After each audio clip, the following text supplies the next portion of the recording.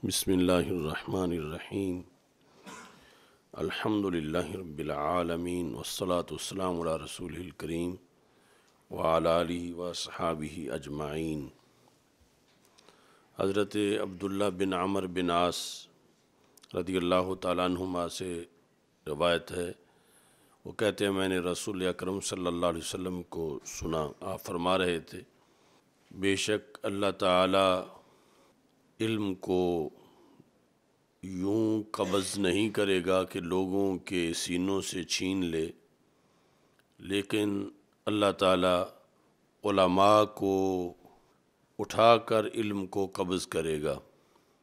यानी उलमा के फ़ौत होने से इल्म फ़ौत हो जाएगा, इल्म उठ जाएगा। इस तरह नहीं होगा कि रात को आलिम सोएं और सुबह उठें तो माज़अल्लाह जाहिल हों। इस तरह इल्म नहीं छीना जाएगा, बल्कि जो पढ़े लिखे लोग हैं, उलमा हैं, उनके फ़ौत हो जाने से और जो पीछे रह गए हैं उनके ना पढ़ने की वजह से इल्म को उठा लिया जाएगा। हत्ता इज़ा लम युबक़ि आलिमा, यहाँ तक कि जब अल्लाह ताला किसी आलिम को बाकी नहीं रखेगा, इत्तख़ज़न नासु रुऊसन जुहाला, तो लोग जाहिल लोगों को अपना सिरदार बना लेंगे। फसोइलू, जब उन जाहिलों से सवाल किया जाएगा जिन्हें सिरदार बनाया गया है, यानी इल्म की मसनद पे उनको बिठाया गया है, फतवा की, तदरीस की और हुकूमत की मसनद पर कि हुकूमत इस्लाम के मुताबिक नाफिज करें। फ़सोइलू, उनसे जब सवाल किया जाएगा, फ़अफ़्तौ बग़ैर इल्मिन, तो वो इल्म के बग़ैर फ़तवा देंगे। यानी ये नहीं कहेंगे कि हमें मालूम नहीं, किसी और से पूछ लो। वो जाहिल होंगे लेकिन लोगों को जवाब देंगे इल्म के बग़ैर। तो नतीजा क्या होगा? फ़दल्लु व अदल्लु, वो ख़ुद भी गुमराह होंगे और दूसरों को भी गुमराह करेंगे। तो ये तर्जमातुल बाब जो कैफ़ा युक़बदुल इल्म, इल्म कैसे कब्ज़ किया जाएगा, वो इस हदीस से यूँ साबित हुआ। और ये हमारे सामने मौजूद है सूरत हाल कि बड़े बड़े उलमा जो उलूम के समुंदर थे, वो जब फ़ौत हुए तो पीछे उनके जानशीन बिल्कुल जाहिल किस्म के लोग उनकी मसनद पर बैठ गए और फिर बग़ैर इल्म के उन्होंने फ़तवा दिया। ज़रूरी नहीं कि उसको फ़तवे को फ़तवा कहा जाए, यानी जो भी वो अपने मुरीदों की रहनुमाई करते हैं या अपने मुनसलिक लोगों की रहनुमाई करते हैं दीन के बारे में, जो कि रहनुमाई की बजाय गुमराही होती है, तो ये ख़दशा रसूल अकरम सल्लल्लाहु अलैहि वसल्लम ने महसूस किया था, बल्कि यकीनी ख़बर दी थी कि इल्म इस तरह कब्ज़ होगा उलमा के चले जाने के साथ। और पीछे यानी इतना होगा कि लोगों को तो फिर भी इल्म की ज़रूरत होगी, वो उन्हीं जगहों से जाके पूछेंगे और उन्हीं जगहों से जिस वक़्त पूछेंगे वहाँ जवाब देने वाले सलाहियत नहीं रखते होंगे तो वो गलत जवाब देंगे। तो इस तरह वो ख़ुद भी गुमराह होंगे और दूसरों को भी गुमराह करेंगे। हत्ता इज़ा लम युबक़ि आलिमा, ये ज़मीर अल्लाह ताला की तरफ राजे है कि जब अल्लाह ताला उलमा को उठा लेगा और पीछे बाकी नहीं रहने देगा किसी आलिम को। लम जो है वो वैसे तो मुज़ारे पे जब आता है तो ये माजी मानवी बना देता है लम जाहद का, लेकिन यहाँ माना जो है वो मुस्तकबिल वाला होगा। यहाँ तक कि जब अल्लाह ताला किसी आलिम को बाकी नहीं रखेगा, तो वो मुस्तकबिल वाला माना जो है वो इज़ा की वजह से फिर किया जाएगा। बाब इस बारे में है क्या औरतों की तबलीग के लिए अलहदा दिन रखा जाए, यानी औरतों को पढ़ाने के लिहाज से। हज़रत अबू सईद खुदरी रदियल्लाहु ताला अन्हु से मरवी है कि नबी अकरम सल्लल्लाहु अलैहि वसल्लम के पास ख़वातीन आईं और उन्होंने ये कहा, गालाबना अलैकर रिजालु, یعنی یہ ان کا شوق تھا رسول اکرم صلی اللہ علیہ وسلم سے زیادہ وقت لینے کے لحاظ سے۔ غالبانہ علیک الرجال، یا رسول اللہ صلی اللہ علیہ وسلم آپ سے وقت لینے کے لحاظ سے ہم پر مرد غالب آ چکے ہیں، آپ سے وقت لینے کے لحاظ سے۔ علیکہ کا یہ مطلب ہے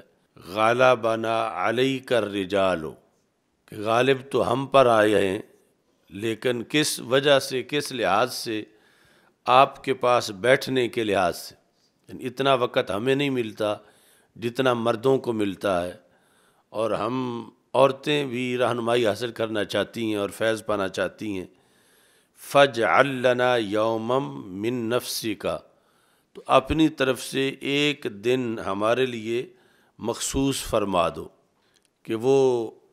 ہمارا ہی دن ہو، اس میں مرد شریک نہ ہوں، ایک دن ہمارے لیے آپ مخصوص فرما دو۔ تو رسول اکرم صلی اللہ علیہ وسلم نے ان سے ایک دن کا وعدہ فرمایا کہ فلاں دن صرف تمہارا وقت ہوگا، مردوں کو اجازت نہیں ہوگی۔ لاقیہن فیہ، اس دن میں رسول اکرم صلی اللہ علیہ وسلم ان سے ملے، فوعظہن، ان کو واعظ کیا، اور وامرہن، انہیں احکامات سنائے۔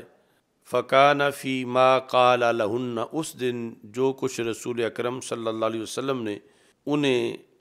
ارشاد فرمایا، اس میں سے یہ بات بھی تھی، ما من کن امرأۃ تقدم ثلاثا من ولدہا، جو عورت بھی اپنی اولاد میں سے 3 کو آگے بھیج دے۔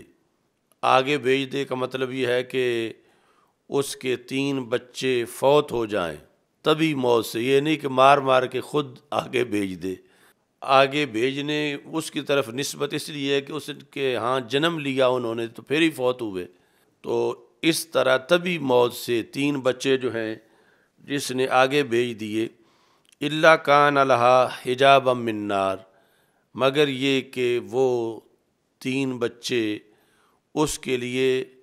جہنم کے آگے حجاب بن جائیں گے، یعنی جہنم میں اس ماں کو داخل نہیں ہونے دیں گے، وہ بچے اس عورت کے جنتی بننے کا باعث بنیں گے۔ تو ایک عورت نے کہا وَإِثْنَيْن، اس کو کہتے ہیں عطف تلقینی، یعنی تقدم ثلاثاً کی جگہ تقدم اثنین، کہ اگر کوئی عورت 2 بچے آگے بھیج دے کہ اس کے 3 نہ فوت ہوئے ہوں بلکہ 2 فوت ہوئے ہوں، فقال وَإِثْنَيْن، تو رسول اکرم صلی اللہ علیہ وسلم نے جواب میں فرمایا کہ ہاں، اگر اس کے 2 بچے بھی آگے گئے ہیں اور اس نے صبر کیا ہے تو اس پر بھی اس کو اللہ تعالیٰ جنت عطا فرمائے گا۔ لفظ ولد جو ہے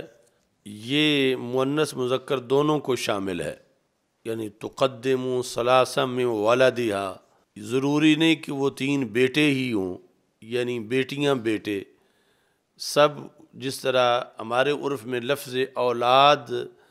مؤنث مذکر دونوں پر بولا جاتا ہے کہ اس کی اولاد کتنی ہے، تو اس میں جو بیٹے ہیں وہ بھی بتائے جاتے ہیں اور بیٹیاں بھی بتائی جاتی ہیں، صرف بیٹوں کو اولاد نہیں کہتے۔ تو عربی زبان میں اس طرح یہ لفظ ولد جو ہے یہ مؤنث مذکر دونوں پر بولا جاتا ہے، بیٹوں پر اور بیٹیوں پر، مگر موجودہ جو جدید عربی ہے اس میں ولد کا لفظ بیٹے کے لیے بولا جاتا ہے، یعنی اس وقت جو رائج ہے، مگر یہ جو قرآنی عربی ہے اس کے لحاظ سے یعنی ولد یا حدیث شریف میں جو ہے مؤنث مذکر دونوں پر اس کا اطلاق ہوتا ہے، یعنی اس مراد جو ہے وہ نابالغ ہے، یعنی اس میں آزمائش زیادہ ہوتی ہے، یعنی محبت کے لحاظ سے بالغ ہو کے جو ہے وہ جب نافرمانی کرتے ہیں اور اکڑتے ہیں تو اس سے پھر وہ امتحان نہیں ہوتا ماں کا یا باپ کا جو چھوٹی عمر میں ہوتا ہے ان سے منسلک ہونے کے لحاظ سے۔ باقی جو مسند امام احمد میں اور ابن ماجہ میں حدیث ہے اس میں 1 تک کا سوال ہے، یعنی یہاں تو پوچھا گیا کہ اگر 2 بھیجے ہوں تو آگے بات ختم ہو گئی ہے۔ تو جو ابن ماجہ میں حضرت معاذ بن جبل رضی اللہ تعالیٰ عنہ سے روایت ہے، تو اس میں قیل لہ وواحد کہ یا رسول اللہ صلی اللہ علیہ وسلم، اگر کسی کا ایک بچہ فوت ہوا ہو یا بچی فوت ہوئی ہو تو اس کے لحاظ سے کیا حکم ہے؟ قال وواحد، تو رسول اکرم صلی اللہ علیہ وسلم نے فرمایا وہ ایک بچہ یا ایک بچی وہ بھی اپنے والدین کے لیے، چونکہ یہاں تو صرف والدہ کا ذکر ہے جو اجتماع عورتوں کا تھا، دوسری جگہ والد کا بھی ذکر ہے کہ وہ ان کے لیے جنت کا باعث بنے گا، ان کو جنت میں لے جائے گا یا وہ بچی لے جائے گی۔ یہاں تک کہ اس سے آگے پھر سکت کا بھی بیان کیا گیا، یعنی یہ تو وہ تھے جو پیدا ہوئے اور ابھی بالغ نہیں ہوئے تھے اور چھوٹی عمر میں فوت ہو گئے۔ سکت وہ ہے جو ناتمام بچہ ہو اور پوری طرح اس کے اعضاء بھی نہیں بنے تھے اور اس حالت میں حمل ضائع ہوا، وہ بھی اپنی امی اور ابے کو اس نافے کے ساتھ باندھ کے جنت لے جائے گا کہ جس کے ذریعے سے اس کو شکم مادر میں خوراک ملتی تھی۔ اور دوسری جگہ اس کے لیے لفظ فرط بولا گیا کہ من کان لہو فرطان، جامع ترمذی میں ہے کہ جس کے 2 فرط ہوں گے، یعنی جو جا کے آگے بندوبست کر لیں گے ان کی جنت کا۔ تو عائشہ صدیقہ رضی اللہ تعالی عنہ نے کہا ومن کان لہو فرطن، جس کا ایک ہو، قال ومن کان لہو فرطن، تو رسول اکرم صلی اللہ علیہ وسلم نے فرمایا جس کا ایک ہے وہ بھی جا کے فرط بنے گا، یعنی ان کی جنت کا باعث بنے گا۔ تو حضرت عائشہ صدیقہ رضی اللہ تعالی عنہ نے پھر کہا ومن لم یکن لہ فرطن، کہ جس کا کوئی بھی نہ ہو، یعنی اس کے ہاں بچہ پیدا ہی نہیں ہوا، نہ بچی نہ بچہ، تو اس کے لیے کیا ہے؟ تو یہاں پھر رسول پاک صلی اللہ علیہ وسلم نے فرمایا انا لہ فرطن لن تصابوا بمثلی، یعنی اس کا آگے جا کر جنت کا بندوبست کرنے والا میں ہوں، کیونکہ لن تصابوا بمثلی، میری وجہ سے جو غم امت کو لاحق ہوا وہ اور کسی وجہ سے ہوا ہی نہیں، یعنی جو میرے وصال کی بنیاد پر، جو اس وقت زندہ تھے انہیں اس بنیاد پر، اور جو قیامت تک آئیں گے انہیں اس بنیاد پر کہ انہوں نے دیکھا ہی نہیں۔ اور اس لیے تو رسول اکرم صلی اللہ علیہ وسلم نے اپنے آپ کو فرد قرار دیا کہ جو آگے جا کے ان سے پہلے ان کی جنت کا اہتمام کریں گے۔ پھر اس حدیث کی مختلف سندیں ہیں، تو حضرت ابو ہریرہ رضی اللہ تعالیٰ عنہ سے جو مروی ہے اس میں پھر اس سوال کا جواب ہے قال ثلاثہ لم یبلغ الحنس، کہ یہ جو ہے کہ تقدم ثلاثا، جو 3 بچے آگے بھیجے،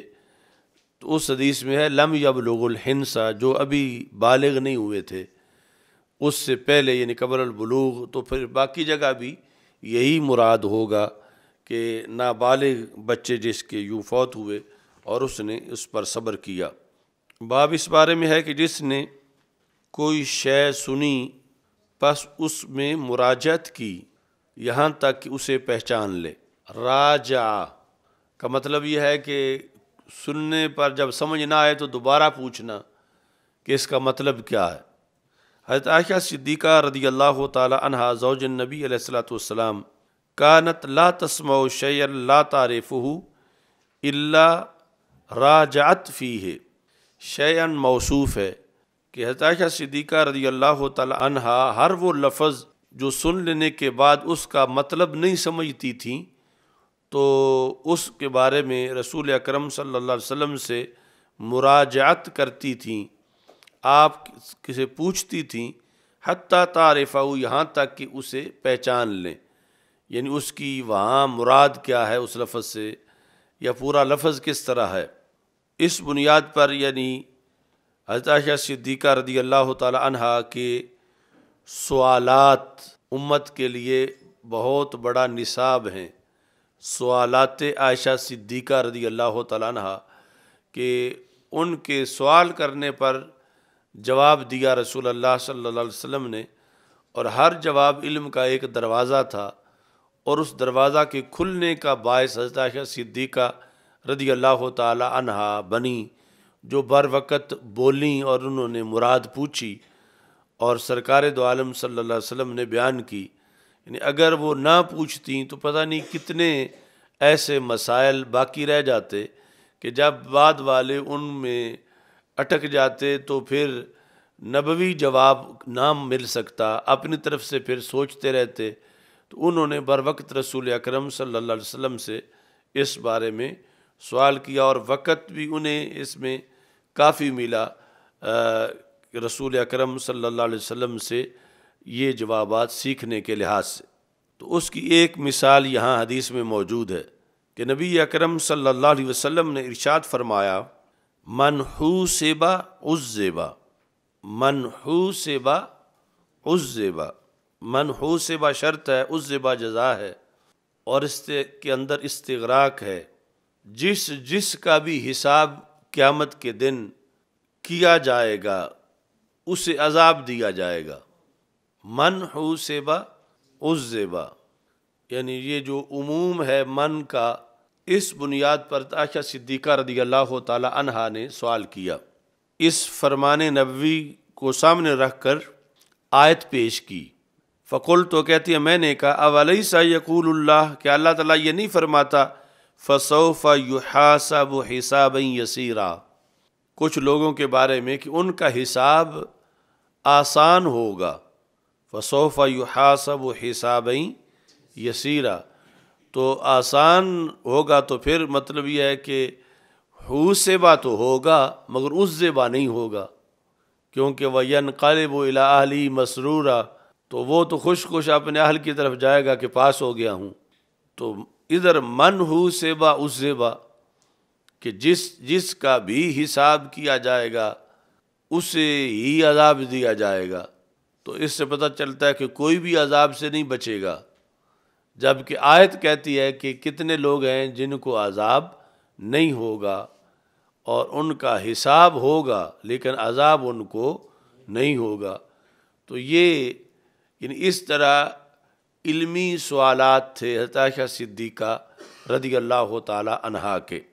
تو آپ فرماتی ہیں کہ رسول اکرم صلی اللہ علیہ وسلم نے جواب دیا، اور یہ ایک ایک حدیث یعنی نصاب ہے جواب دینے کا، کہ جواب کیسے دیا جائے، جہاں بھی اس طرح کے تعارض ہیں جواب کیسے دیا جائے۔ تو اس میں جو رسول اکرم صلی اللہ علیہ وسلم نے جواب دیا، جو اولین جواب ہے اس کے اندر حوسبا میں تعویل ہے، اور بعد میں محدثین نے پھر عذبا کے اندر تعویل سے دوسرا جواب بھی دیا، لیکن پہلا جواب جو ہے وہ ہے حوسبا میں، کہ رسول اکرم صلی اللہ علیہ وسلم نے ارشاد فرمایا کہ یہ جو محاسبہ ہے دونوں جگہ، چونکہ حاسبہ یحاسبو و حوسبا یحاسبو، تو ایک جگہ ماضی مجہول ہے دوسری جگہ مضارع مجہول ہے۔ تو اس کے اندر آپ نے فرمایا کہ حساب کی دو قسمیں ہیں، محاسبہ ہونے کی دو قسمیں ہیں، محاسبہ ہونے کی دو قسمیں ہیں، ایک ہے محاسبہ بمعنی عرض اور دوسرا ہے محاسبہ بمعنی مناقشہ، محاسبہ بمعنی مناقشہ، ایک ہے محاسبہ بمعنی عرض اور دوسرا ہے محاسبہ بمعنی مناقشہ۔ تو یہاں پر جو لفظ ہیں کہ حدیث کے من حوسب عذب، یہاں محاسبہ بمعنی عرض نہیں، محاسبہ بمعنی مناقشہ ہے، محاسبہ بمعنی مناقشہ ہے۔ اب عرض کیا ہے؟ عرض ہے لغوی معنی پیش ہونا، پیش ہونا، مثلا عدالت میں بلا تشبیہ و تمثیل محض کسی کا کھڑا ہو جانا، حساب کے لیے اپنے آپ کو پیش کر دینا، یہ ہے عرض۔ اور مناقشہ یہ ہے کہ اس سے ایک ایک چیز کا پھر پوچھا جانا اور اس کا جواب دینا۔ تو جو صرف عرض ہے، صرف کھڑے ہو جانا، کہ کھڑے ہونے پر ہی اس کا فیصلہ کر دیا گیا ہے کہ یہ کامیاب ہے، آگے پوچھا ہی نہیں گیا، تو یہ بھی محاسبہ تو ہے لیکن بمعنی عرض ہے۔ اور جو کہ جس سے پھر ہر منٹ کا، ہر دن کا، ہر گھنٹے کا، ہر سیکنڈ کا سوال ہو، وہ ہے محاسبہ بمعنی مناقشہ۔ تو رسول اکرم صلی اللہ علیہ وسلم نے فرمایا کہ انما ذالک الارض، وہ جو فسوف یحاسب حسابا یسیرا ہے، وہاں پر محاسبہ بمعنی عرض ہے، محاسبہ بمعنی عرض، کہ صرف پیشی ہوگی، آگے مواخذہ نہیں ہوگا، ایک ایک بات پوچھی نہیں جائے گی، صرف پیشی ہوگی۔ اور یہ جو ہے من ہو سیبا عذبا، یہ ہے کہ جب مناقشہ جس کا ہوگا تو اسے عذاب ضرور ہوگا۔ ان دونوں میں فرق ہے، یعنی منحو سیبا میں محاسبہ اور معنی میں ہے، فسوف یحاسب میں محاسبہ اور معنی میں ہے۔ فسوف یحاسب کے اندر بمعنی عرض ہے، صرف پیش ہونا کسی کا، آگے پوچھا نہیں گیا، صرف پیش ہوا۔ اور یہ جو ہے دوسرا منحو سیبا، یہ ہے کہ صرف پیش ہونا کافی نہیں ہے، آگے پھر ہر ایک بات پوچھی جائے گی۔ تو جب پوچھی جائے گی ہر زندگی کا، ہر سال، ہر ہفتہ، ہر دن، ہر گھنٹہ، ہر منٹ، تو پھر کوئی نہ کوئی ضرور بات نکل آئے گی اتنی لمبی زندگی کے اندر، تو وہاں ہے اس زیبا۔ تو مطلقاً حساب جو ہے، یعنی جہاں فسوف یحاسب حسابا یسیرا ہے، وہاں صرف پیشی مراد ہے، وہاں ہر بات کی تفتیش مراد نہیں ہے۔ اور یہ جو ہے منحو سیبا، یہاں پر مناقشہ، یعنی مناقشہ ہے تفتیش پوری، وہ مراد ہے۔ تو اس بنیاد پر دونوں جگہ جدا جدا مطلب ہے، تو پھر آپس میں معارضہ نہیں ہے کہ آیت اور حدیث آپس میں ان کا تعارض لازم آ جائے۔ وہ تب ہوتا جب دونوں جگہ ایک ہی معنی ہوتا، کہ ایک جگہ نفی ہے دوسری جگہ اثبات ہے، تو ایسا ہرگز نہیں ہے۔ یہ جو منحو سیبا ہے حدیث، اس میں محاسبہ بمعنی مناقشہ ہے، اور فسوف یحاسب کے اندر محاسبہ بمعنی عرض ہے۔ اب اس طرح کا سوال جو ہے وہ صلاحیت کی بنیاد پہ ہو سکتا ہے، کہ پہلا جو پڑھا ہوا ہو وہ یاد ہو تو پھر ہو سکتا ہے۔ حضرت عائشہ صدیقہ رضی اللہ تعالی عنہ کو آیت ذہن میں موجود تھی، تو پھر اس حدیث کو فوراً سامنے رکھ کے ان کو تعارض معلوم ہوا کہ ادھر یہ فرمایا گیا ہے اور ادھر یہ، تو اس کا پھر کیا مطلب ہے؟ تو اس واسطے سوال نصف علم ہوتا ہے، جب علم کی بنیاد پہ ہو، اور پھر وہ علم کا دروازہ کھولتا ہے جو آگے، یعنی یہ بات زبان رسالت سے بیان ہو گئی تو مسئلہ حل ہو گیا۔ اور آج کوئی اپنے طرف سے اس کے لیے کیسے حل کرتا یا کر بھی لیتا، تو اس کی وہ قطعیت تو نہ ہوتی جو رسول پاک صلی اللہ علیہ وسلم کی طرف سے جو بیان کردہ میں قطعیت ہے۔ تو اس واسطے وہاں جو صحابہ کے سوالات تھے یا ازواج مطہرات کے، اہل بیت اطہار کے رضی اللہ تعالیٰ عنہم،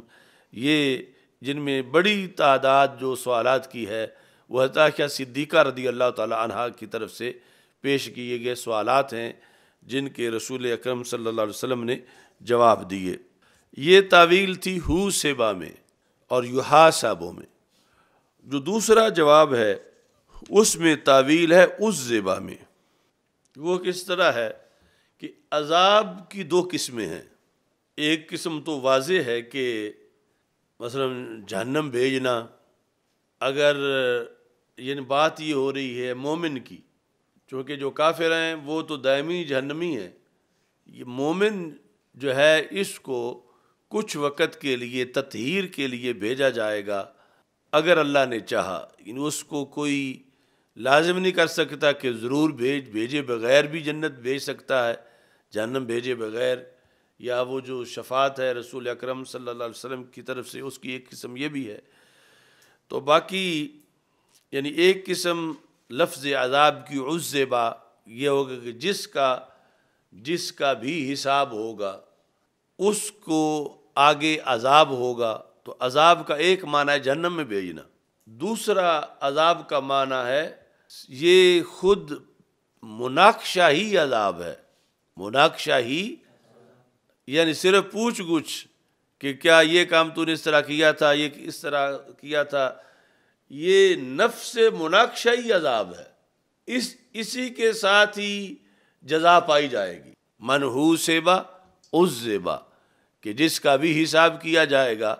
تو اس کو عذاب دیا جائے گا۔ یہ مطلب نہیں ہے کہ ضرور اس کو جہنم بھیجا جائے گا۔ تو دو صورتیں ہیں، ایک ہے کہ اسے جہنم بھیجا جائے گا، دوسرا یہ ہے کہ یہ مناقشہ ہی اس کے لیے عذاب قرار دے دیا جائے گا کہ اللہ کے دربار میں کھڑے ہو کر سوالوں کا جواب دینا۔ ایک تو یہ ہے نا کہ اس کے لیے پھر آگے سزا ملنا، اس کے بغیر ہی صرف یہ جو مناقشہ ہوا ہے، تفتیش ہوئی ہے، اسے ہی اللہ تعالیٰ کی طرف سے عذاب شمار کر دیا جائے گا کہ اب مناقشہ ہو گیا ہے لہذا آپ جنت چلے جاؤ۔ تو اس واسطے یعنی یہ ضروری نہیں کہ جس کا بھی حساب ہو وہ ضرور جہنم جائے۔ عذاب کا اطلاق اس حساب کے اس گھڑی پر بھی کیا جا رہا ہے کہ وہ جہنم نہیں بھیجا جائے گا، اور یہ بات بھی پوری ہو جائے گی کہ اس زیبا کہ اس سے پوچھا گیا، یہ نہیں کہ پوچھے بغیر ہی جنت بھیجا گیا ہے، بلکہ اس سے ہر بات پوچھی گئی ہے، اس کے بعد اسے جہنم نہیں بھیجا گیا، اللہ نے اس پہ فضل کرتے اسے جنت بھیج دیا ہے۔ لیکن وہ جو گھڑی جب اس کو ہر بات کا جواب دینا پڑا ہے، اس کو جو ہے وہ پھر اس زیبا سے تعبیر کیا گیا ہے، نہ کہ جہنم میں بھیجنے کو اس زیبا کہا جا رہا ہے۔ تو یہ دو جدا جدا اس کے معنی ہیں۔ تو اس سے پھر اب یہ مطلب صحیح واضح ہو جائے گا کہ منحوسب عذب، ایک عذب وہ ہیں جنہیں جہنم بھیجا جائے گا،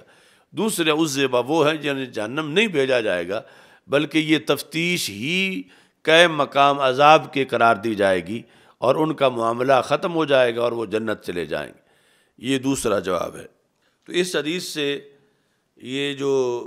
الکوثر الجاری میں لکھا وفیہ بیان فضل عائشہ تھا، اس میں عائشہ صدیقہ رضی اللہ تعالی عنہا کی فضیلت کا ذکر ہے،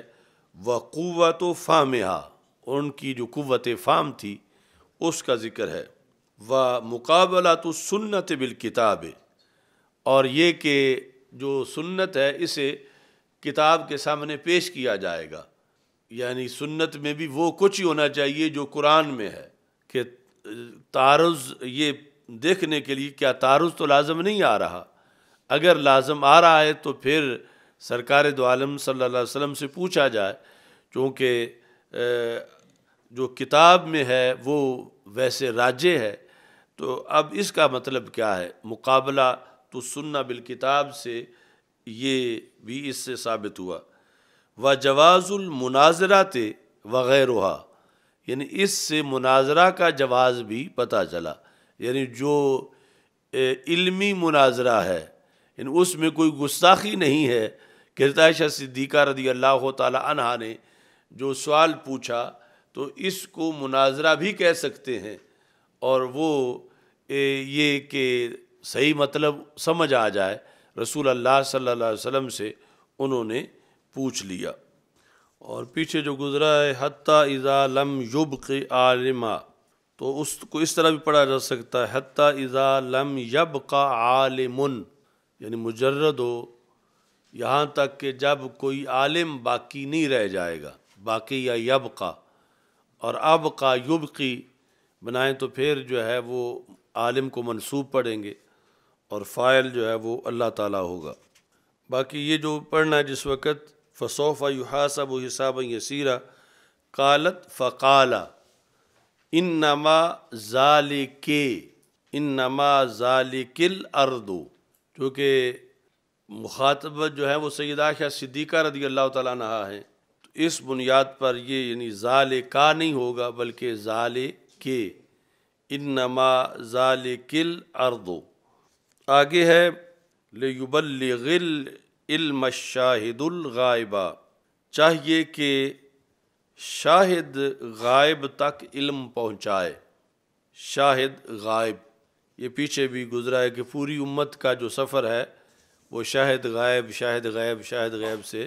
چل رہا ہے۔ تو یہ حدیث جو ہے وہ حضرت عبداللہ بن عباس رضی اللہ تعالیٰ عنہ نے روایت کی ہے، لِيُبَلِّغِ الْعِلْمَ الشَّاهِدُ الْغَائِبَ۔ آگے ہے کہ ابو شریح سے یہ روایت ہے۔ تو ابو شریح دو مشہور ہوئے ہیں، ایک ابو شریح قاضی ہیں اور ایک ابو شریح صحابی ہیں۔ حضرت فاروق اعظم رضی اللہ تعالیٰ عنہ کے زمانے میں جو چیف جسٹس تھے وہ ابو شریح قاضی تھے اور بہت مشہور ان کے فیصلے تھے قاضی ابو شریح کے۔ تو انہوں نے رسول اکرم صلی اللہ علیہ وسلم کا زمانہ تو پایا تھا مگر اسلام انہوں نے بعد میں قبول کیا تھا، تو اس واسطے وہ صحابی نہیں، ابو شریح قاضی جو ہیں، اور یہ ابو شریح جو ہیں جن کا اب ذکر آ رہا ہے یہ صحابی ہیں۔ یہ فتح مکہ سے پہلے مسلمان ہوئے تھے۔ تو حضرت ابو شریح رضی اللہ تعالی عنہ نے عمر بن سعید کو کہا، عمر بن سعید اس کا مشہور لقب تھا اشدق، عمر بن سعید یہ مدینہ منورہ کے امیر تھے اور بنی امیہ سے تعلق تھا۔ اشدق کہتے ہیں اس بندے کو، ویسے تو ہر بندہ ہی مثلا ذوالیدین جس کو کہا جاتا تھا جن صحابی رضی اللہ تعالیٰ عنہ کو، تو اس لیے کہ ہاتھ بڑے سائز کے تھے، ورنہ ہر بندہ ہی ذوالیدین ہے، ہاتھوں والا ان کو اس لیے کہا جاتا تھا کہ عام لوگوں کے جو ہاتھوں کا سائز تھا اس سے ان کے ہاتھوں کا سائز بڑا تھا۔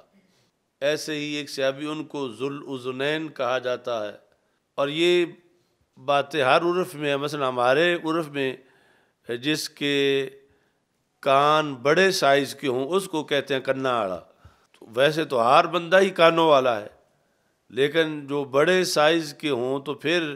اس کا وہ خصوصی نام جو پڑ جاتا ہے۔ تو صحابہ رضی اللہ تعالیٰ عنہم میں اور ہمارے معاشرے میں فرق ہے کہ ہمارے معاشرے میں یہ لفظ بولے جاتے ہیں اس توہین کے لیے، اور وہاں تعیین کے لیے بولے جاتے تھے، یعنی جب سمجھ نہیں آئے گی مخاطب کو کہ اس نام کے کئی بندے ہیں تو پھر ایک دوسرے لفظ سے تعیین کی جاتی تھی،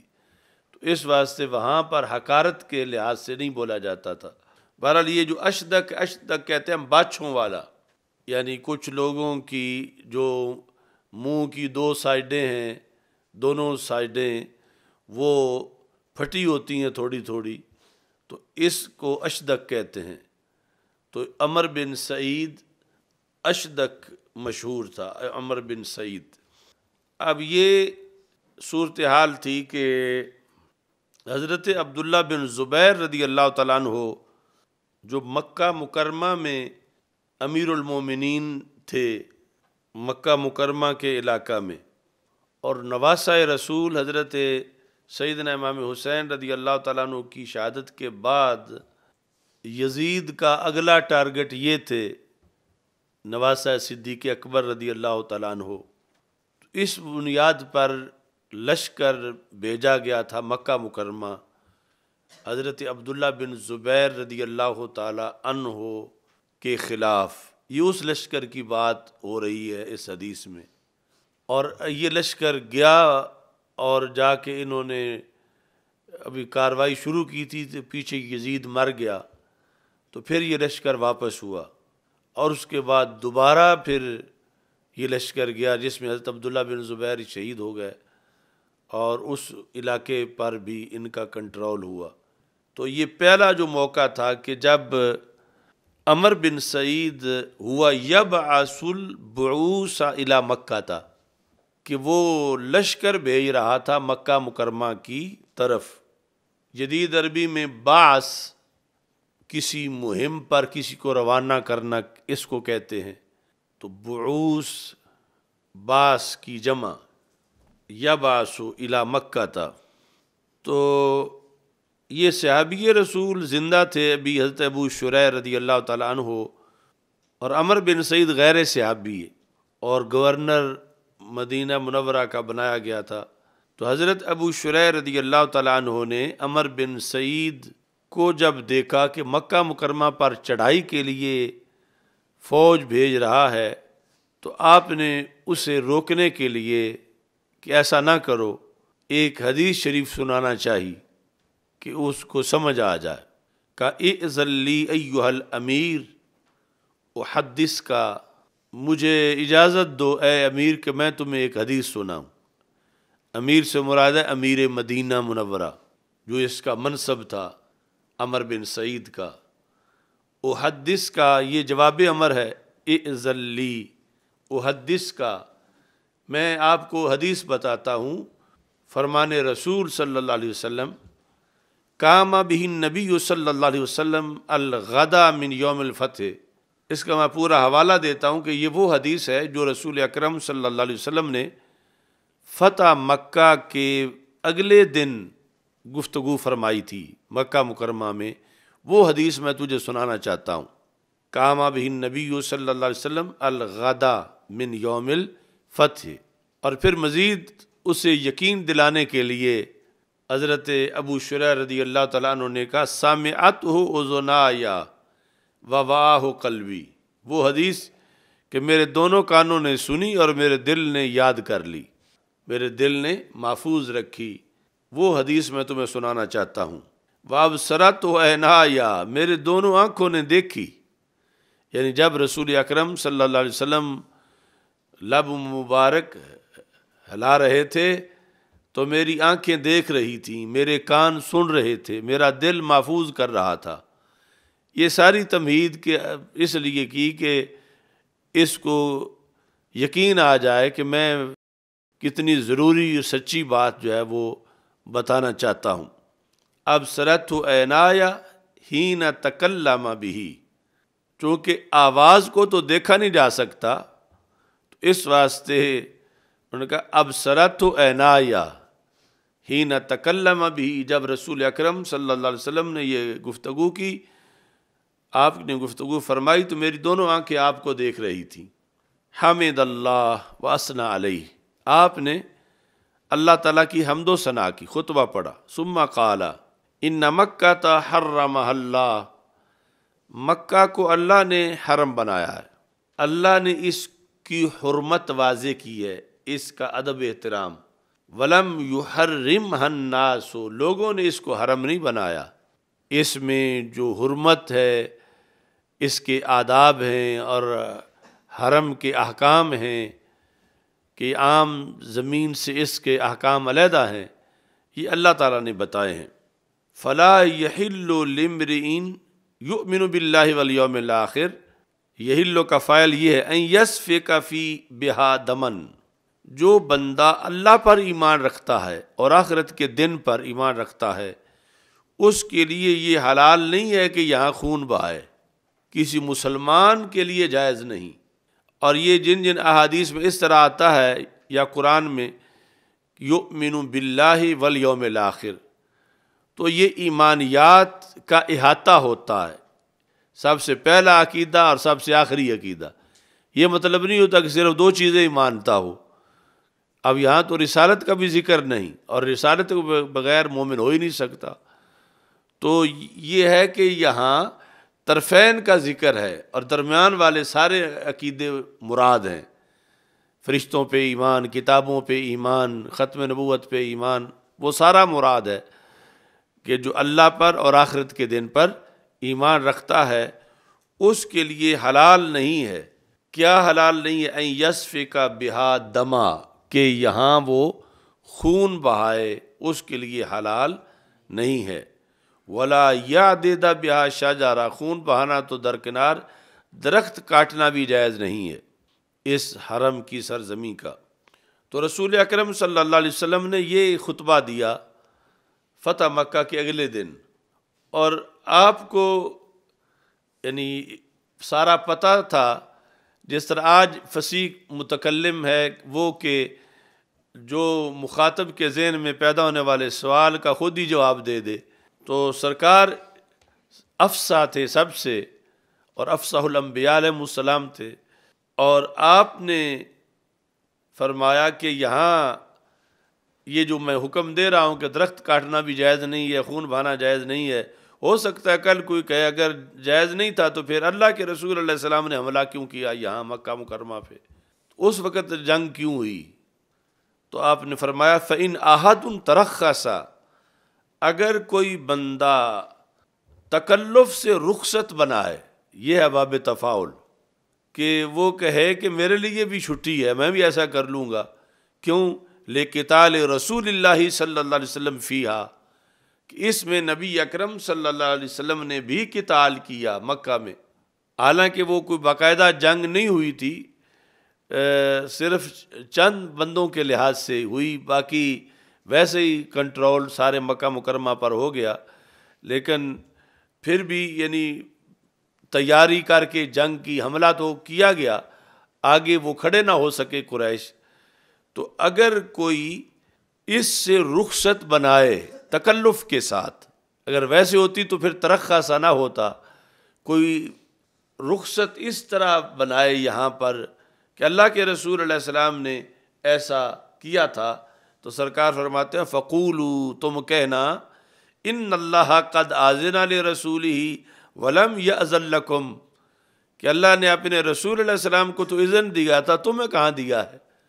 یعنی اس مسئلے میں تم اس کو اپنے لیے سنت نہیں بنا سکتے، جو کہ مقابلے میں فرمان سرکار کا آ چکا ہے، اب قول کے مقابلے میں فعل کو سنت نہیں بنایا جا سکتا، چونکہ فعل میں خصوصیت کا بھی احتمال ہوتا ہے،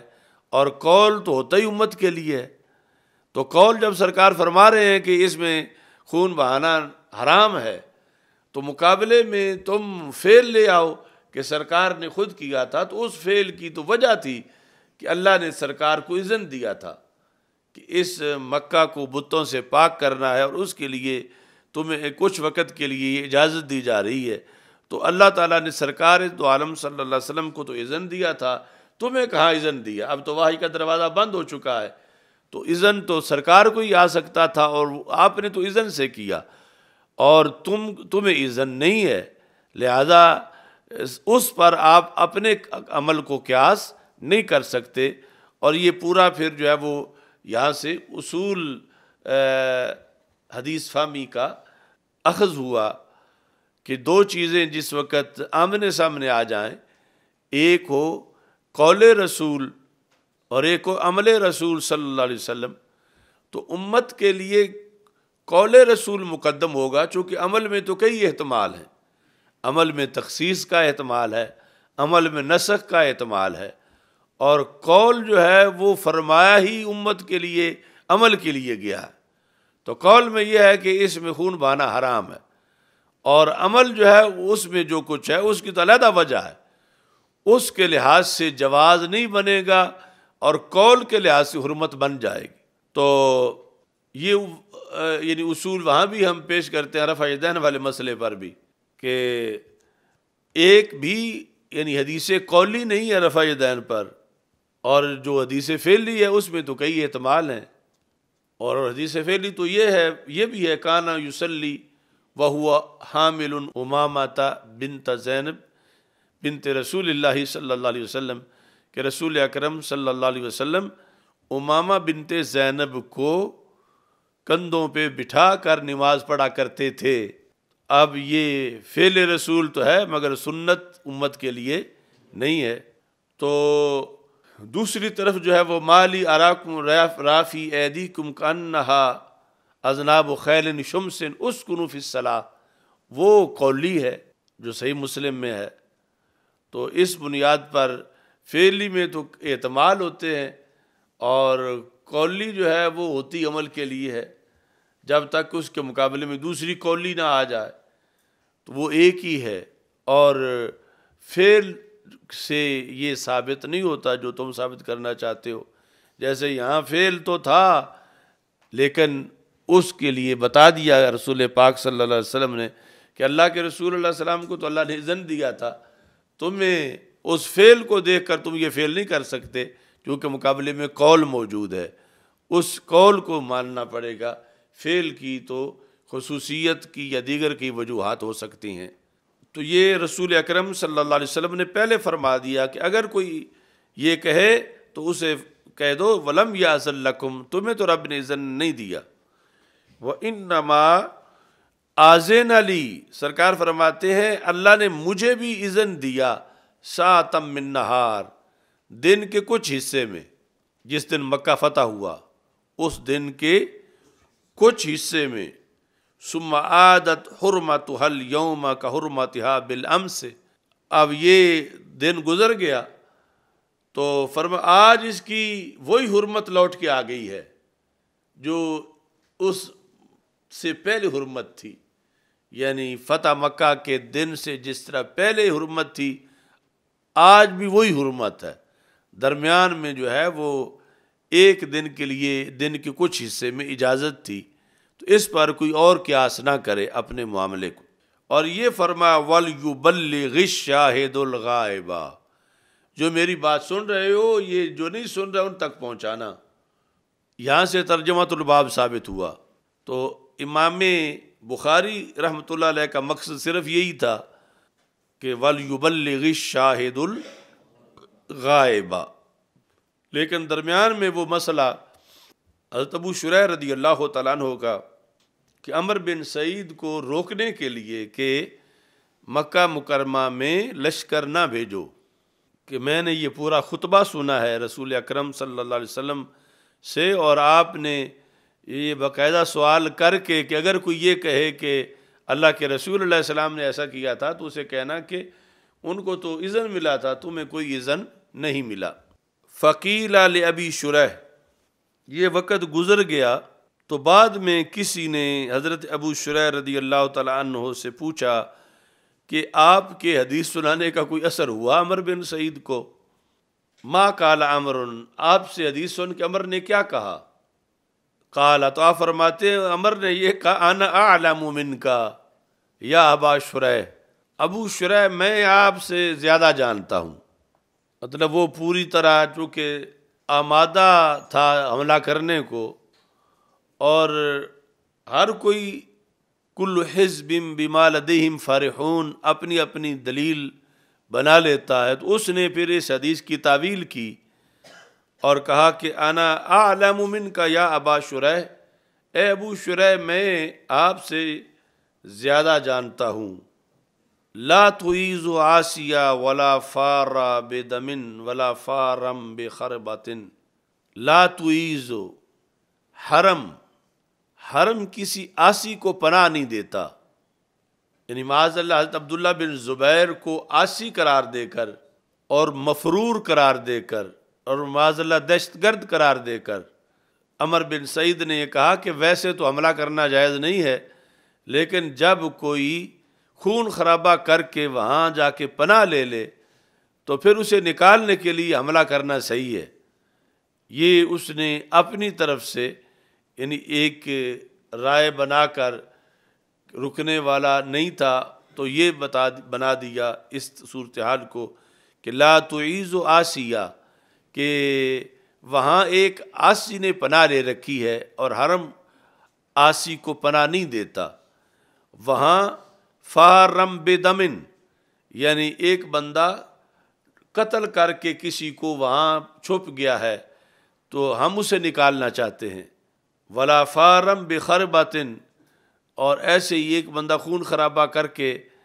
فساد کر کے وہاں چھپا ہوا ہے تو ہم اسے نکالنا چاہتے ہیں، تو اس طرح نکالنے کی اجازت ہے۔ یہ اپنی طرف سے گھڑ لی عمر بن سعید نے ایک تعویل، اور اس حدیث پر عمل نہ کیا کہ جو حضرت ابو شریح رضی اللہ تعالیٰ عنہ نے اس کے سامنے پیش کی تھی۔ اب ایک حدیث شریف میں آتا ہے کہ رسول اکرم صلی اللہ علیہ وسلم نے دعا میں کہا کہ اے اللہ، مکہ مکرمہ کو حضرت ابراہیم علیہ السلام نے حرم بنایا تھا، اور حرمت المدینہ تھا حراما، مدینہ کو میں نے حرم بنایا، تو وہاں تو پھر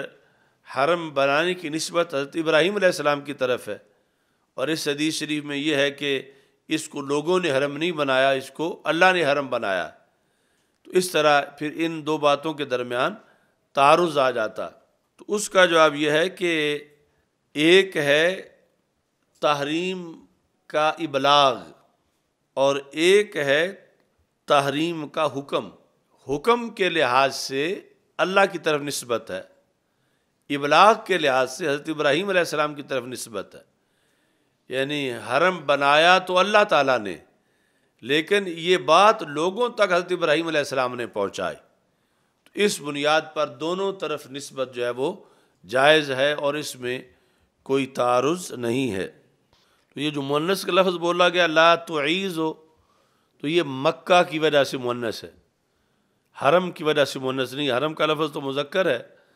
اور مکہ مؤنث ہے، تو لا تعیزو آسیہ کہ مکہ کسی آسی کو پناہ نہیں دیتا۔ تو یہ کرمانی میں ہے کہ وفیہ من الفقہ انہ یجب علی العالم الانکار علی الامیر اذا غیر شیئا من الدین وان لم یسأل عنہ، کہ جو عالم دین ہے اس پر واجب ہے، واجب بمعنی فرض ہے، کہ جب کوئی بادشاہ، کوئی امیر، کوئی گورنر دین میں تغییر کر رہا ہو تو یہ اس وقت بولے اور بتائے، اگرچہ وہ اس سے سوال نہ کرے۔ یعنی عمر بن سعید نے اگرچہ ان سے نہیں پوچھا کہ اس بارے میں آپ وضاحت کریں کوئی کیا مسئلہ ہے، لیکن انہوں نے خود دیکھا کہ یہ خلاف ورزی کر رہا ہے، تو انہوں نے حدیث جو ہے وہ پیش کی اس سلسلہ میں۔ ظاہر ہے کہ اس وقت عمر کے لحاظ سے وہ بڑھاپے میں ہوں گے حضرت ابو شریح، چونکہ یہ کافی بعد کی بات ہے، تو ابلاغ انہوں نے اپنی طرف سے کر دیا اس چیز کا کہ یہ تم جو کرنے والے ہو یہ غلط کام ہے۔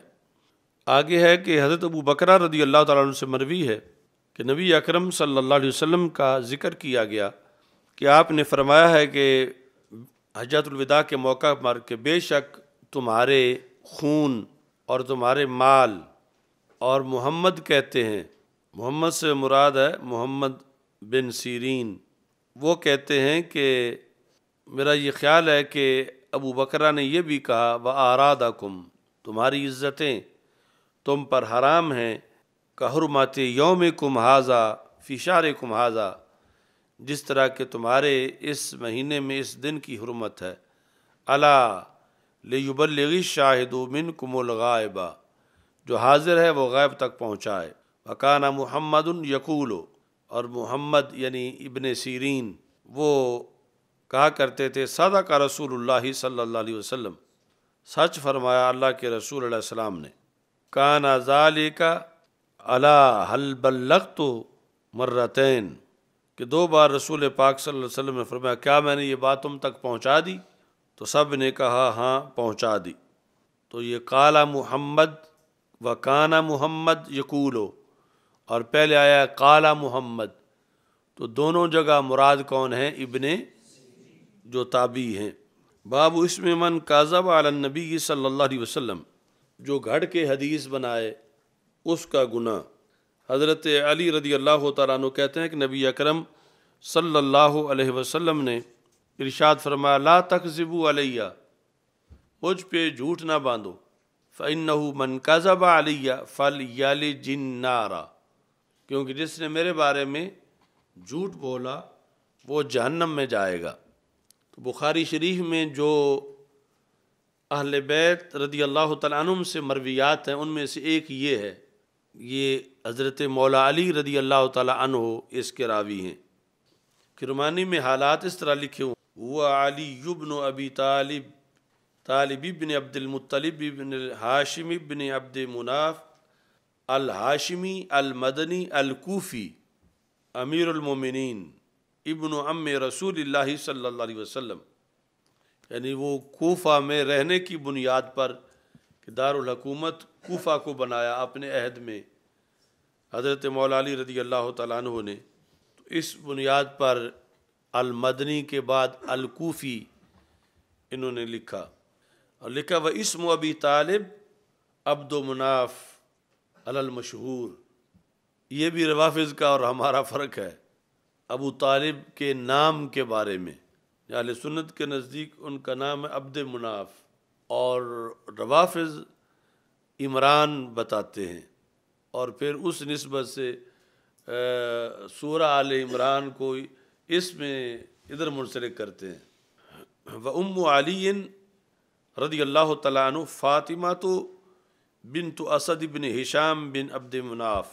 وَهِيَ اول ہاشمیہ والدت ہاشمیا۔ حضرت مولا علی رضی اللہ تعالیٰ عنہ کی والدہ محترمہ حضرت فاطمہ بنت اسد ہیں رضی اللہ تعالیٰ عنہ، اور آپ کا یہ اعزاز ہے کہ آپ پہلی ہاشمیہ ہیں جنہوں نے ہاشمی کو جنم دیا۔ والدت ہاشمیہ مطلب یہ ہے کہ عبد مناف میں جا کر، چونکہ ان کی ہے بنت اسد بن ہشام بن عبد مناف، ادھر ہیں ہاشم بن عبد مناف، تو جو اوپر والا عبد مناف ہے اس کے اندر جا کر نسب جو ہے وہ مل جاتا ہے، تو طرفین ہاشمی ہیں، حضرت امام حسن اور حضرت امام حسین رضی اللہ تعالی، یہ حضرت علی رضی اللہ تعالی عنہ جو ہیں ان کے طرفین ہاشمی ہیں۔ اچھا جی، وہاجرت الی المدینہ وتوفیت فی حیات رسول اللہ صلی اللہ علیہ وسلم۔ حضرت فاطمہ بنت اسد رضی اللہ تعالیٰ عنہ نے مدینہ منورہ کی طرف ہجرت کی، اور رسول اکرم صلی اللہ علیہ وسلم کی ظاہری حیات میں آپ کا وصال ہوا۔ وصلی علیہ رسول اللہ صلی اللہ علیہ وسلم، تو نبی اکرم صلی اللہ علیہ وسلم نے نماز جنازہ ان کی پڑھائی۔ ونازل فی قبرہا، اور ان کی قبر میں اترے رسول اکرم صلی اللہ علیہ وسلم، اور دوسری جگہ ہے کہ یعنی باقاعدہ اس میں لیٹے قبر کے اندر، اور فرمایا امی بعد امی، کہ یہ میری امی جان کے بعد میری امی جان ہیں، یعنی جو انہوں نے رسول اکرم صلی اللہ علیہ وسلم کے بچپن میں آپ کی خدمت کی۔ حضرت مولا علی رضی اللہ تعالیٰ عنہ کی کنیت ابو الحسن ہے، اور رسول اکرم صلی اللہ علیہ وسلم نے آپ کی کنیت ابو تراب رکھی۔ ابو تراب کے کنیت میں بھی ہمارا رافض کا اختلاف ہے، یعنی سبب کے اندر، وہ بھی ابو تراب کہتے ہیں، ہم بھی ابو تراب کہتے ہیں، ہمارے نزدیک وجہ اور ہے اور ان کے نزدیک وجہ اور ہے۔ اچھا جی، وَهُوَ اخو رسول اللہ صلی اللہ علیہ وسلم بالمواخات قال له انت اخی فی الدنیا والآخرہ وسحرہ علی فاطمہ رضی اللہ تعالی عنہ سیدۃ نساء العالمین و ابو السبتین، یعنی یہ پھر اگلا لقب ہے حضرت علی رضی اللہ تعالیٰ عنہ کا۔ سبت ولد الولد کو کہتے ہیں، اور ابو السبتین مطلب ہے حسنین کریمین، کہ حضرت مولا علی حسنین کریمین کے والد محترم ہیں۔ وَأَوَّلُ ہاشمی وُلِدَ مِنْ ہاشمیین، پہلے ہاشمی ہیں کہ جن کے ماں باپ دونوں ہاشمی تھے۔ عشرہ مبشرہ میں سے ایک، اصحاب ستہ شورا میں سے ایک، خلفائے راشدین میں سے ایک۔ تبوک کی جنگ کے سوا باقی ہر جنگ میں رسول اکرم صلی اللہ علیہ وسلم کے ساتھ شرکت کی۔ تبوک کی جنگ میں آپ کو رسول اکرم صلی اللہ علیہ وسلم نے مدینہ منورہ میں اپنا خلیفہ نامزد کیا۔ 586 حدیثیں آپ سے مروی ہیں، 500 حدیث و 86 حدیثہ، 586، جن میں سے 29 حدیثیں بخاری میں روایت کی گئی ہیں، یعنی حضرت مولا علی رضی اللہ تعالیٰ عنہ سے جو مرویات ہیں ان میں سے۔ تو یہ حدیث بھی ان سے حضرت مولا علی رضی اللہ تعالیٰ عنہ سے مروی ہے، جس میں فرمایا کہ نبی اکرم صلی اللہ علیہ وسلم نے فرمایا جس نے میرے بارے میں جھوٹ بولا وہ جہنم میں داخل ہوگا۔ اگلی حدیث ہے حضرت عبداللہ بن زبیر رضی اللہ تعالیٰ عنہ نے اپنے والد حضرت زبیر سے کہا انی لا اسمعک تحدث عن رسول اللہ صلی اللہ علیہ وسلم کما یحدث فلان و فلان، کہ اے میرے ابا جی میں آپ کو نبی اکرم صلی اللہ علیہ وسلم کی حدیثیں یوں بیان کرتے نہیں دیکھتا جس طرح فلاں فلاں بیان کرتے ہیں، فلاں فلاں صحابی یعنی کثرت سے بیان کرتے ہیں، تو آپ بھی تو صحابی ہیں، آپ اتنی کیوں نہیں بیان کرتے؟ قال اما انی لم افارق ہو، میں بھی سرکار سے کبھی جدا نہیں رہا، خبردار یاد رکھو کہ میں نے بھی بہت زمانہ ساتھ گزارا ہے، لیکن مجھے تو یہ چیز روکے بیٹھی ہے، من کذب علی فلیتبوأ مقعدہ من النار، کہ کہیں کوئی چھوٹی سی چیز بھی درمیان میں ایسی نہ آ جائے کہ جو سرکار نے نہ فرمائی ہو اور میں کہہ دوں یہ حدیث ہے، تو اس ڈر کی بنیاد پہ میں روایت نہیں کرتا، اس ڈر کی بنیاد پر۔ اب یہ ان کے اپنی وجہ بیان کرنا مقصد ہے، اس میں کسی پر اٹیک مقصد نہیں کہ جو بیان کرتے ہیں وہ پھر اس طرح کرتے ہوں، ان کا اپنی میری وجہ میں اس لیے نہیں کرتا کہ یہ معاملہ بڑا حساس ہے کہ رسول اکرم صلی اللہ علیہ وسلم نے فرمایا ہے من کذب علی فلیتبوأ مقعدہ من النار۔ اب جنہوں نے پھر کثرت سے بیان کی انہوں نے بھی حدیث کی بنیاد پر بھی الجما بلجام النار، کہ جس نے چھپایا تو اس کو آگ کی لگام پہنائی جائے گی۔ تو اپنے اپنے یعنی لاہ عمل کے مطابق وہ رسول اکرم صلی اللہ علیہ وسلم کی حدیث پر ہی عمل کیے ہوئے تھے۔ تو یہ جو فتح الباری کے اندر رشتے لکھے ہوئے ہیں کہ حضرت زبیر کا کیا کیا رشتہ تھا رسول اکرم صلی اللہ علیہ وسلم کے ساتھ، کہ جس کی وجہ سے صرف گھر سے باہر ہی قربت حاصل نہیں تھی، گھر کے اندر بھی قربت حاصل تھی، یعنی تحمل حدیث کثرت سے تھا۔ آگے ادائے حدیث میں اس حدیث کے پیش نظر احتیاط بہت زیادہ برتتے تھے۔ تو یہ لفظ ہیں اما انی لم افارقہ، میں بھی جدا نہیں رہا رسول اکرم صلی اللہ علیہ وسلم سے۔ تو فتح الباری میں ہے کہ حضرت عبداللہ بن زبیر کہتے ہیں کہ حضرت مجھے اپنے ابا جی کی جو قلت روایت تھی اس کی وجہ سے قلق تھا کہ باقی اتنی حدیثیں بیان کرتے ہیں، ابا جی کیوں نہیں اتنی بیان کرتے؟ فسألت عن ذلک، تو میں نے ایک دن ان سے پوچھ لیا کہ آپ کیوں نہیں اس طرح کرتے؟ فقال یا بنی کان بینی و بینہ من القرابۃ والرحم ما علمت، اللہ کے رسول علیہ الصلوۃ والسلام کے درمیان اور میرے درمیان جو رشتہ داری ہے وہ میں جانتا ہوں۔ تو پھر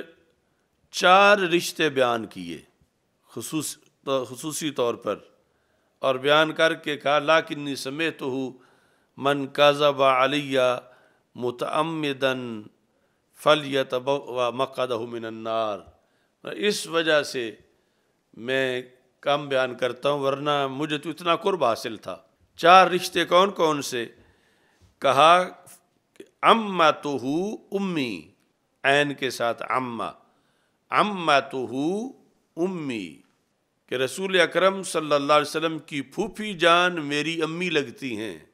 میں سرکار کی پھوپھی کا بیٹا ہوں۔ عمتہ امی، عمتہ امی، وزوجتہ خدیجۃ عمتی، کہ رسول اکرم صلی اللہ علیہ وسلم کی زوجہ محترمہ ام المومنین حضرت خدیجہ الکبریٰ رضی اللہ تعالی عنہا میری پھوپھی لگتی ہیں۔ یہ بھی مجھے سعادت حاصل ہے کہ میں آپ کی پھوپھی کا بیٹا ہوں اور میری پھوپھی رسول اکرم صلی اللہ علیہ وسلم کی زوجہ ہیں۔ آگے تیسرا رشتہ، وہ امہ آمنۃ بنت وہب وجدتی حالۃ بنت وہیب ابن عبد مناف، کہ رسول اکرم صلی اللہ علیہ وسلم کی والدہ محترمہ حضرت سیدہ آمنہ بنت وہب اور میری نانی حالہ بنت وہیب، یہ آپس میں رشتہ دار ہیں کہ وہب اور وہیب دونوں عبد مناف کے بیٹے ہیں، وہب اور وہیب۔ تو مطلب یہ ہے کہ رسول اکرم صلی اللہ علیہ وسلم کی والدہ محترمہ اور میری نانی یہ آپس میں کزن ہیں کہ وہ آمنہ بنت وہب ہیں اور یہ حالہ بنت وہیب ہیں، اور وہب اور وہیب دونوں بھائی ہیں، عبد مناف کے بیٹے ہیں، اس لحاظ سے بھی ہماری رشتہ داری ہے۔ چوتھے نمبر پر وَإِنْدِي أُمُّكَ، اندی امو کا، وَأُخْتُهَا عائشہ عِنْدَهُ، اندی امو کا،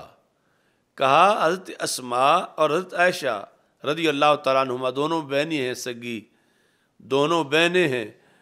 اسماء میرے نکاح میں ہیں اور عائشہ صدیقہ رسول پاک صلی اللہ علیہ وسلم کے نکاح میں ہیں، یعنی ہم زلف بھی ہیں۔ اندی امو کا، اے ابن زبیر تیری امی میرے نکاح میں ہے، اندی امو کا، وَأُخْتُهَا، کا مرجع ہے یعنی تیری ماں کی جو بہن ہے عائشہ صدیقہ رضی اللہ تعالیٰ عنہ،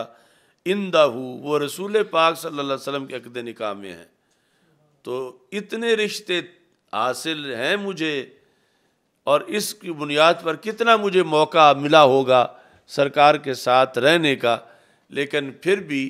میں یہ وجہ کہ من کاذب علی متعمداً فلیتبوأ مقعدہ من النار، اس بنیاد پر میں کثرت نہیں کرتا، اور جو کرتے ہیں ان پر اعتراض بھی نہیں کرتا کہ ان کو ایسا رسوخ حاصل ہوگا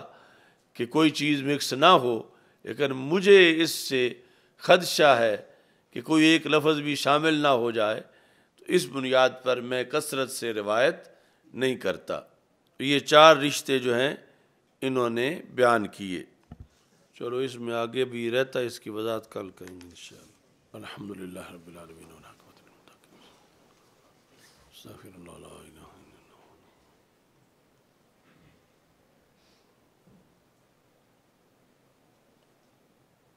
وصلی اللہ تعالی علیہ